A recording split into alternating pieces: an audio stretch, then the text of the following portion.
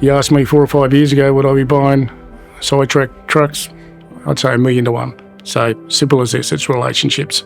The trucks are outstanding in my view, particularly price points, which are very, very important. We normally keep vehicles back the old days 3 to 4 years max. Nowadays might be 5 to 7 years. So you've got to have the reliability.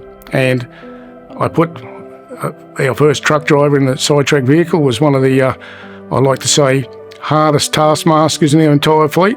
If I was ever going to get criticism, would have come from that bloke. And yeah, he's your biggest advocate.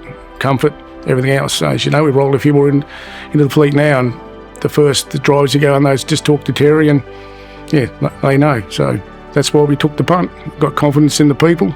Buying vehicles is the easy part. We bought 500, 600, 700 trucks, so I'd have no idea how many vehicles we bought over the years, probably more.